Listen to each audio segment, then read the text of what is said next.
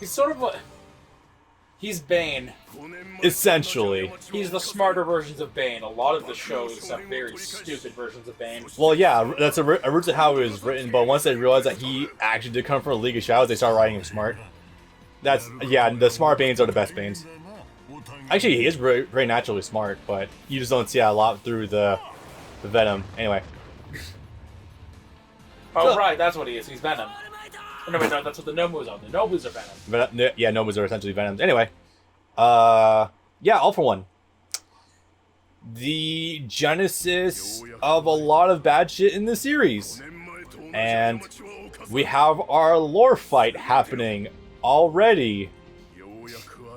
I like it, but if we're gonna do the passing of the guard situation, this felt like it should have happened later. It's like, obviously this is the fight that retired All Might, but it also feels like it happened way too soon with no build up. That's me. Yeah. Because remember, All Might is the original, like, he is the bar. Okay, a lot of that might start to actually make a lot more sense to you once you get into Season 4. Probably. Also, All for One did everything wrong. Did he? All for One. He did everything wrong. Okay, cute. Actually, all things considered, he orchestrated this pretty well. Although, I do love how he just took in Shigaraki and just raised him to be the ultimate villain, just as a way to just break fucking All Might's spirit. That's hilarious. So this. You see that texture popping? No, but I've been noticing other texture popping for this game. When right as the match is starting, the rock right on the debris right next to Bakugo's right side. Oh, I love this. When he rip his level 1 super when he does have the gauntlets on, it looks hilarious. It's like, sir, what's that? Sir, what are you doing? Oops. And with costumes, you can just remove those freely anyway. Yeah. Never seen that one before. Automatically counted as accessories when you're in the custom menu. There's also a ridiculously hard version of Bakugo's combo you can go for, but I do not have the time or the wanting to practice that. Anyway, so yeah, Bakugo is still captured by Shigaraki. And because Bakugo is in the crossfire or nearby a fucking fight between nigh gods in All for One and All Might, he's kind of really slowing down All Might because, you know, gotta protect my student. Gotta make sure my progeny doesn't die, otherwise why did I even come here? Essentially.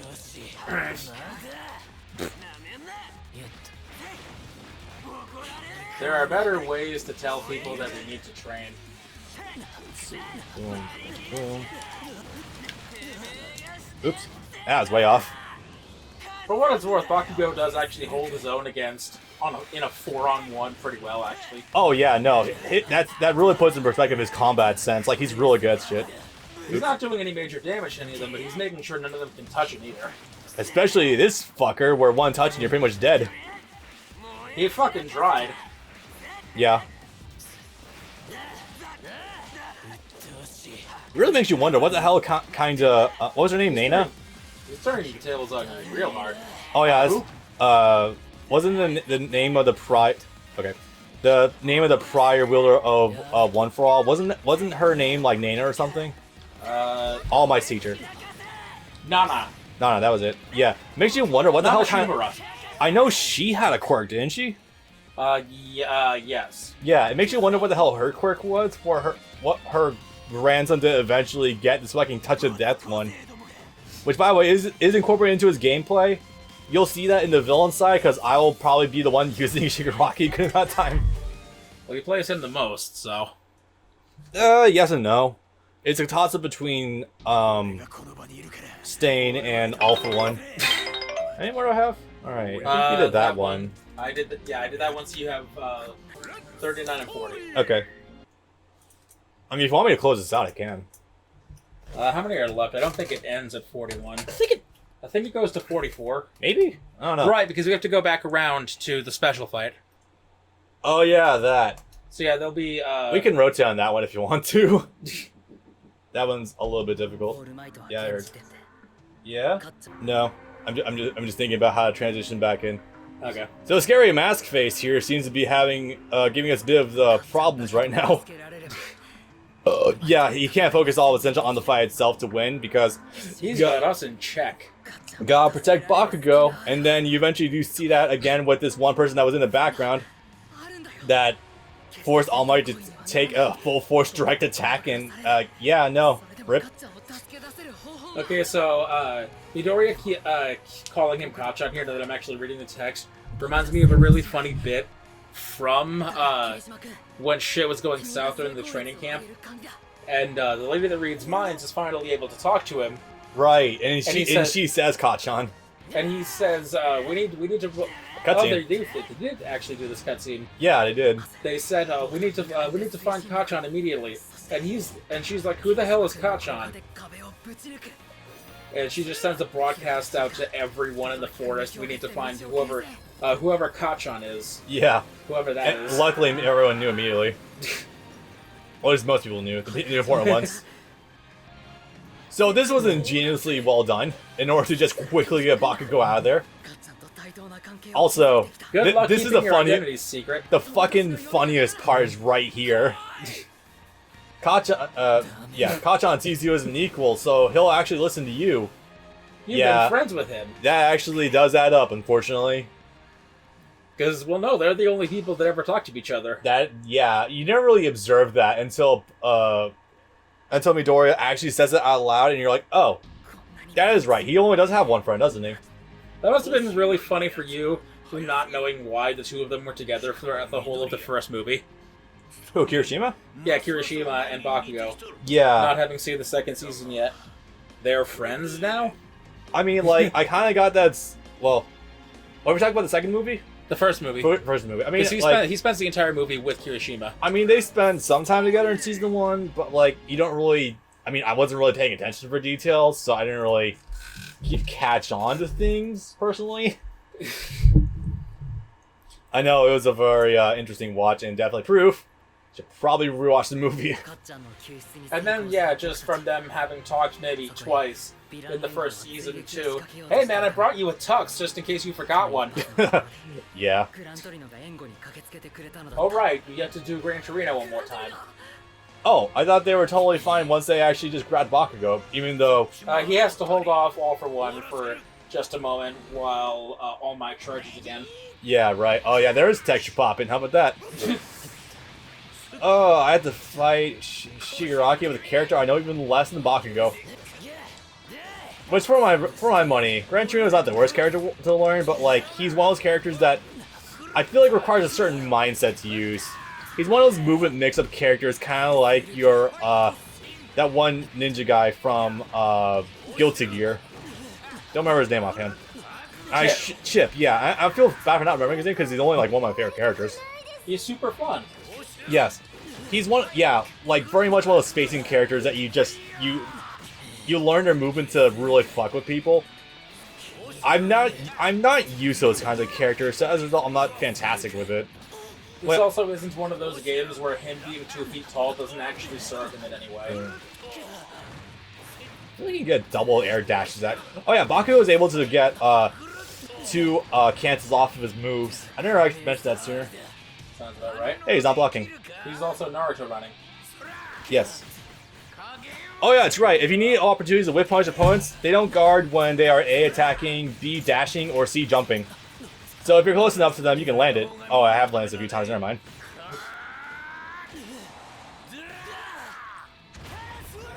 That works. Here you go. Yep. I think there's 2 more fights against All for One after this, using... What the hell is that? What? I'll highlight that on post. There was like this weird rectangle on the left side of the screen that had different lighting in it. That was strange. That would be fun to see. Yeah, that's interesting. I don't know if I've ever asked ranked shit with Gran Torino before. I'm gonna say probably not. He's a little convoluted. Oh yeah, so in addition to taking quirks, he can use like all of them at once. Yeah. And if he touches someone, he can activate that person's quirk as well. Right, I guess we haven't really explained All for One yet, have we? The quirk Be my itself. guest. The story of two brothers. Yeah.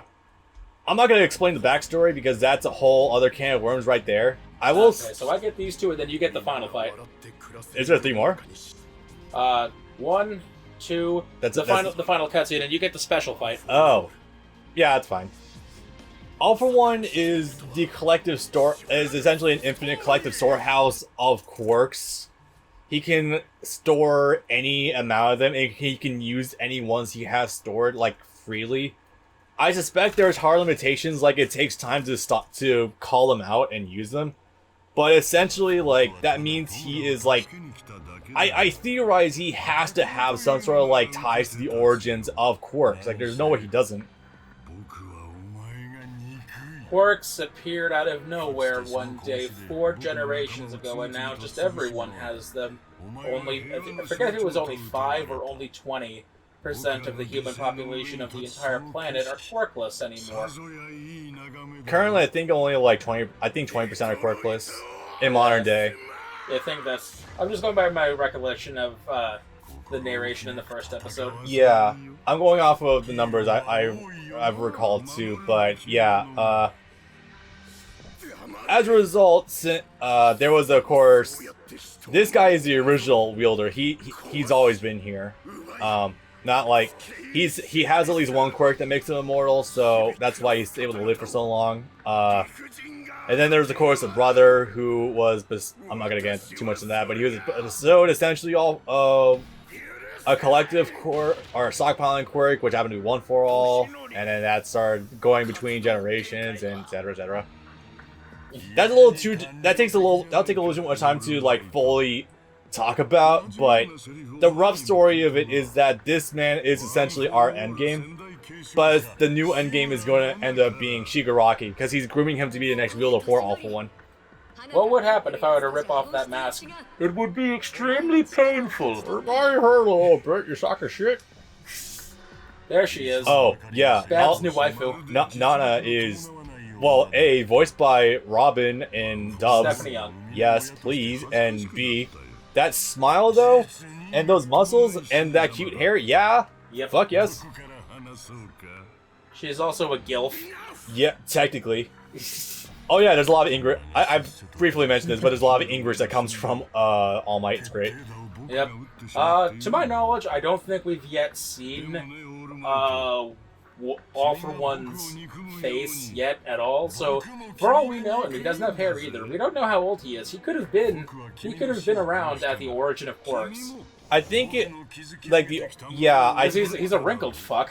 So the wrinkles are from the fact that his entire head was reconstructed. Yep. But no, like he is definitely super fucking old. You see like a side of his original face briefly in like a prior flashback. It's nothing substantive to go off of, but you do see a fragment of it. So yeah. Yeah. Anyway, so fighting All for One directly in this game isn't the worst thing in the world. He's essentially, you know, your mirror opposite of All Might, of course. He's got a couple of better neutral tools though. He's got a claw he can turn to unblockable. He's got the fist smash, which he can charge, or rather like the shockwave smash he can charge. He's got even the fucking 30 hit barrage he can do, just much slower. Yeah. Also, All for One is incredibly easy to use. You're gonna see me do some stupid shit with him in the villain story. Yep. It's great. And for my money, this fight is still really goddamn good. Seeing a guy running around in this game's movement in a suit is funny. Yes. Actually, his movement animation is great in general, because he just, like, when he dashes, he glides. It's great.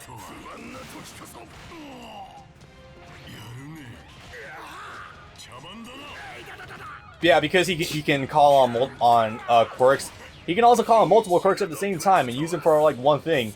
I just love how in the fight itself he's calling on multiple quirks, like just freely fucking around and just saying like, oh, how about we just add some elasticity to this? Why not? He's literally just fucking around with video game equips. Yes, he is. That one fucking scene from Overlord where you see Bones Man just stockpiling buffs before the final fight. I need to watch Overlord. I need to show Chris Guerrero more love. I just haven't had the time to watch it. I've heard apparently it gets pretty bad, actually. I don't know anything about it season 2, but whatever. It's on season 3, I think. Yeah, I think it might be on getting a 4th. Christ. Apparently, it's a long novel. I am all for Chris getting more paychecks, though. That dude, fuck. Tell me how to speak Spanish. He is in My Hero a couple of times. He plays some beastly dudes, and he also plays he plays the police chief, the dog. Well, oh, this. Get fucked. Unfortunately, because one moment that was stuck in the rubble, he has to take a blow directly from All For One, and fucking hurts. The entire image of peace just crumbles right in front of the world. It's fucking hilarious how every single little thing, NHA, it's fucking hilarious how every single little thing that All For One does is carefully calculated to just take down All Might as well as raise up Shigaraki. Like, theoretically, anything that happens, it's still checkmate. It's great. The convenient thing about this is that as far as the populace is concerned, as far as they know, All For One did that to him. That's not his true form. He just fucking did that to him right now. He just fucked him up in real time. That's not how he's always looked. It doesn't even matter, though, because, like, that shows that the symbol piece is fallible. Like, that's the ultimate thing you could have taken away from that. It is that he can be weakened, not that he was ever weak before. Yes, it's very much like, you know, Bane breaking the bat. Yes. Yeah. Okay, so the funny thing is, about All Might going forward, Toshinori, his actual name. Yes. All of his clothes, all of his clothes are actually tailored to his big form, so he doesn't have that many that are meant for his small form. So whenever you see him in Season 4, all of his clothes are like 6 sizes too big for him. So he's just walking around in big, droopy clothes. It's really funny. Him, when he goes to talk to All For One in the prison cell, he walks in with the B form suit, but when he powers down to conserve strength and just talks to him like that, yeah. All is unfortunate because, like, after this fight, when he loses One For All, like, he can barely hold the muscle form for more than, like, a few seconds. Yep, he can only hold it for a couple of minutes. If even. Yeah. God, she is just precious. Fuck. Give people a reason to smile. Also, beauty mark. Yep. Just, yeah.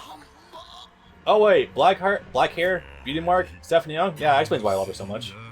As well as adorable. Fuck. Yep.